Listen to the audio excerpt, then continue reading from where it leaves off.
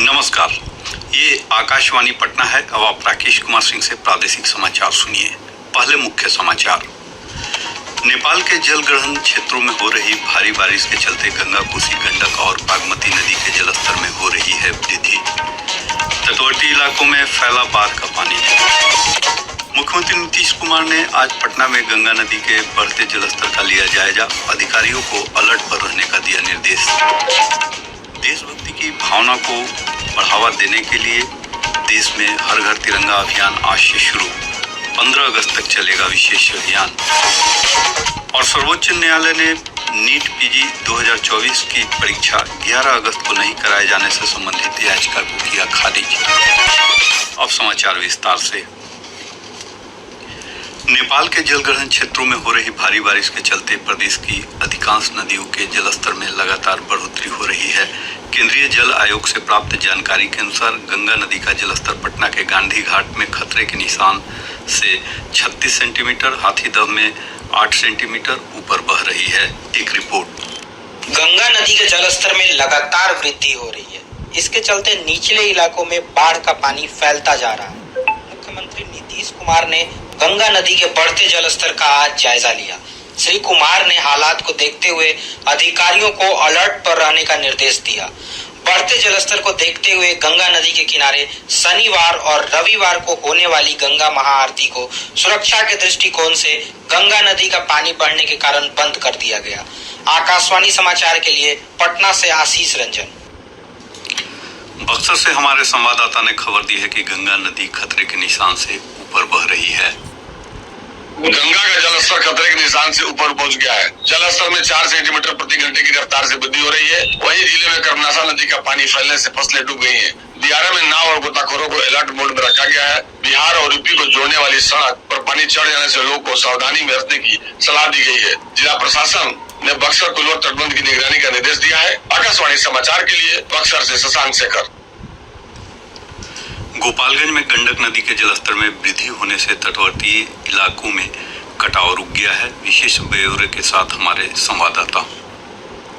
गोपालगंज जिले के कुचायकोट प्रखंड के कालामटिहनिया में पिछले दिनों जल स्तर कम होने के बाद कटाव शुरू हो गया था, जिसके बाद जल संसाधन विभाग की टीम बचाव कार्य शुरू कर दिया। जल स्तर बढ़ने के बाद कटाव रुक जाने से ग्रामीणों ने राहत की सांस ली है। जल संसाधन विभाग के अभियंता सारण तटबंध की निगरानी कर रहे हैं। आकाशवाणी समाचार के लिए गोपालगंज से मधेश तिवारी।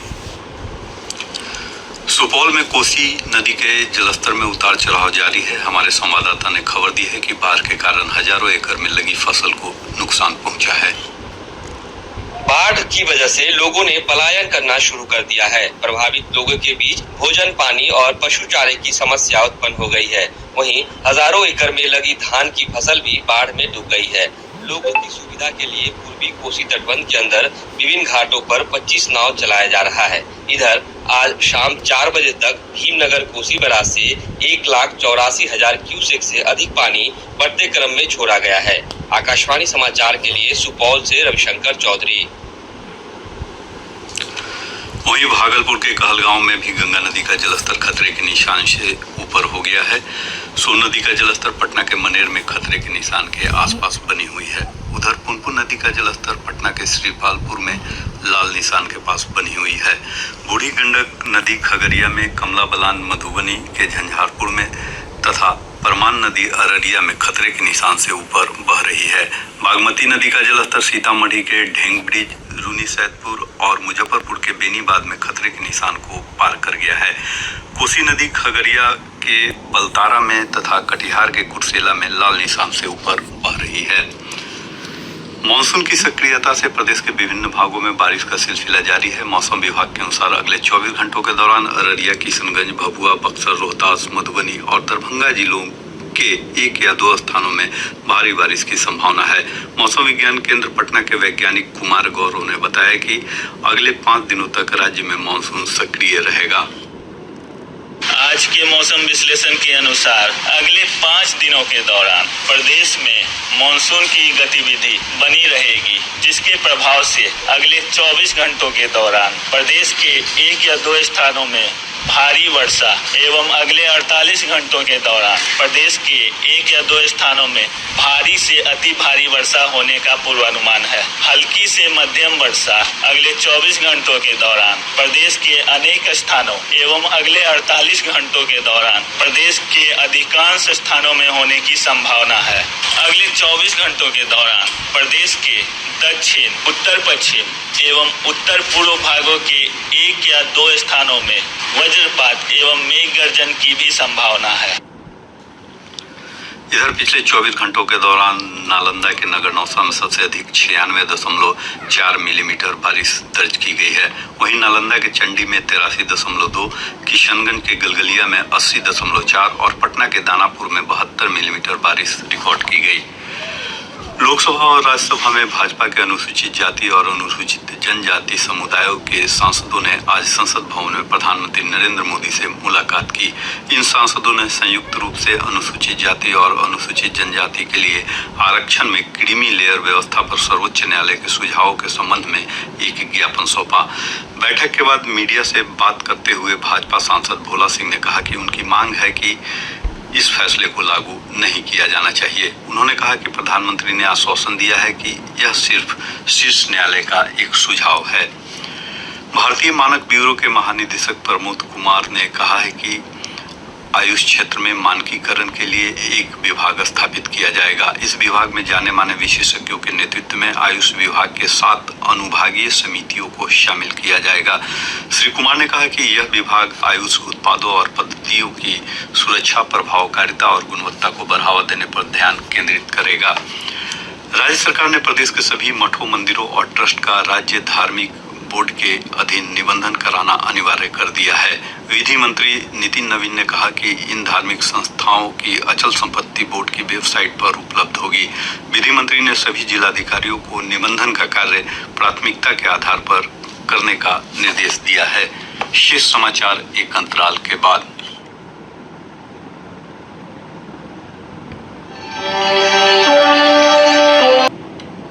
प्रादेशिक समाचार आप आकाशवाणी पटना से सुन रहे हैं। ताजा समाचारों के लिए आप हमारे x handle AIR News_ Patna पर जा सकते हैं।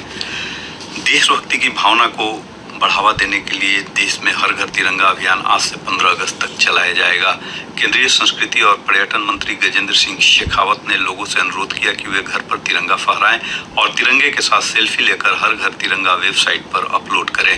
इस दौरान देश भर में 200 से अधिक सांस्कृतिक कार्यक्रमों का आयोजन किया जाएगा और 13 अगस्त को संसद सदस्य और मंत्री तिरंगा बाइक रैली निकालेंगे। हर घर तिरंगा अभियान वर्ष 2022 में शुरू किया गया था।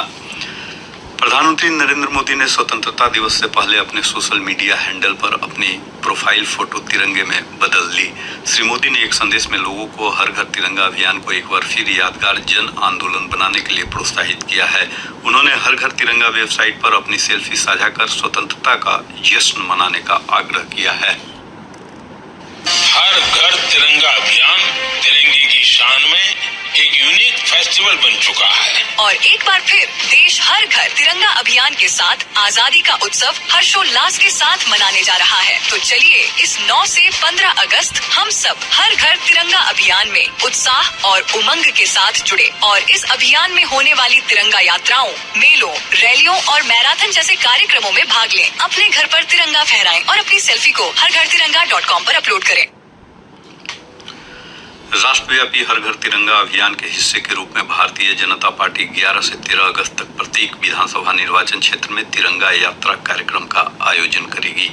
भाजपा के राष्ट्रीय महासचिव तरुण चुग ने एक वक्तव्य में बताया कि 12 से 14 अगस्त तक सभी स्वतंत्रता सेनानियों और देश के सभी युद्ध स्मारकों पर पुष्प चक्र और पुष्पांजलि अर्पित की जाएगी। भारत छोड़ो आंदोलन की वर्षगांठ पर प्रधानमंत्री नरेंद्र मोदी ने आज महात्मा गांधी के नेतृत्व में आंदोलन में भाग लेने वाले सेनानियों को श्रद्धांजलि दी। सोशल मीडिया पोस्ट में प्रधानमंत्री ने भारत छोड़ो आंदोलन को स्वतंत्रता संग्राम में एक महत्वपूर्ण क्षण बताया। इस अवसर पर एक वीडियो संदेश में अपने विचार साझा करते हुए श्री मोदी ने कहा कि औपनिवेशिक शासन से स्वाधीनता के लिए भारत के संघर्ष में भारत छोड़ो आंदोलन की महत्वपूर्ण भूमिका है।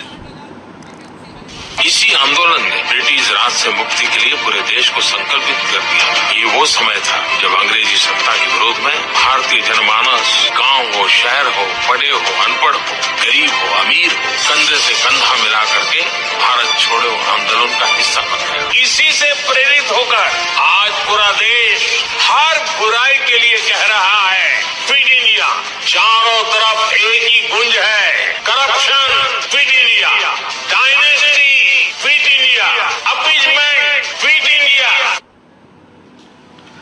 लोकसभा अध्यक्ष ओम बिरला ने भारत छोड़ो आंदोलन की वर्षगांठ के अवसर पर महात्मा गांधी और स्वतंत्रता सेनानियों को श्रद्धांजलि अर्पित की।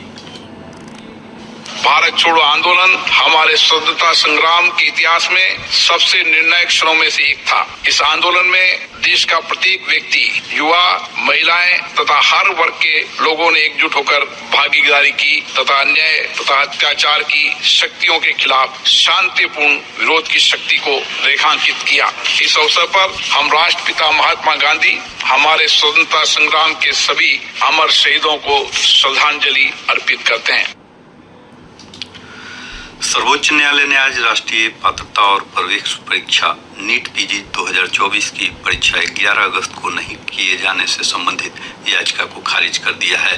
अदालत ने कहा कि 2 लाख छात्रों के भविष्य को खतरे में डालना अन्याय होगा। याचिका में तर्क दिया गया था कि परीक्षा के लिए निर्धारित शहर परीक्षार्थियों के लिए बहुत असुविधाजनक थे। मुख्य न्यायाधीश DY चंद्रचूड़, न्यायमूर्ति JB पादरीवाला और न्यायमूर्ति मनोज मिश्रा ने कहा कि सैद्धांतिक रूप से न्यायालय परीक्षा को पुनर्निर्धारित नहीं करेगा और न ही इतने सारे उम्मीदवारों के भविष्य को खतरे में डाल सकता है। गौरतलब है कि पहले इस परीक्षा की तिथि 23 जून 2024 तय थी, लेकिन बाद में केंद्रीय स्वास्थ्य मंत्रालय ने अन्य प्रतिस्पर्धात्मक परीक्षाओं में अनियमितताओं की खबरों के कारण इसे स्थगित कर दिया था। मखाना उत्पादन में कटिहार जिले ने विश्व स्तर पर शीर्ष स्थान प्राप्त किया है। राज्य सरकार के उद्यान निदेशालय की ओर से जारी आंकड़ों के अनुसार कटिहार जिला 12,900 मीट्रिक टन मखाना के उत्पादन के साथ सूची में पहले स्थान पर है। वहीं पूर्णिया जिला 11,652 मीट्रिक टन मखाना उत्पादन के साथ दूसरे, जबकि दरभंगा जिला तीसरे स्थान और मधुबनी जिला मखाना उत्पादन में चौथे स्थान पर है। गोपालगंज पुलिस ने 50,000 रुपए के इनामी अपराधी संजय सिंह उर्फ बनरी को गिरफ्तार कर लिया है। गिरफ्तार अपराधी पर नगर थाना क्षेत्र के बसडीला में होमगार्ड जवान हत्याकांड सहित आधा दर्जन से अधिक आपराधिक मामले दर्ज हैं। बांका जिला अंतर्गत रजौन थाना क्षेत्र के चिलकावर गांव में शौचालय की टंकी में गिरने से एक 6 वर्षीय बालक की मौत हो गई। और अब अंत में मुख्य समाचार एक बार फिर। नेपाल के जलग्रहण क्षेत्रों में हो रही भारी बारिश के चलते गंगा, कोसी, गंडक और बागमती नदी के जलस्तर में हो रही है वृद्धि। तटवर्ती इलाके में फैला बाढ़ का पानी। मुख्यमंत्री नीतीश कुमार ने आज पटना में गंगा नदी के बढ़ते जलस्तर का लिया जायजा। अधिकारियों को अलर्ट पर रहने का दिया निर्देश। देशभक्ति की भावना को बढ़ावा देने के लिए देश में हर घर तिरंगा अभियान आज से शुरू। 15 अगस्त तक चलेगा विशेष अभियान। और सर्वोच्च न्यायालय ने नीट पीजी 2024 की परीक्षा 11 अगस्त को नहीं कराए जाने से संबंधित याचिका को किया खारिज। इसके साथ ही आकाशवाणी पटना से प्रसारित प्रादेशिक समाचार का ये अंक समाप्त हुआ।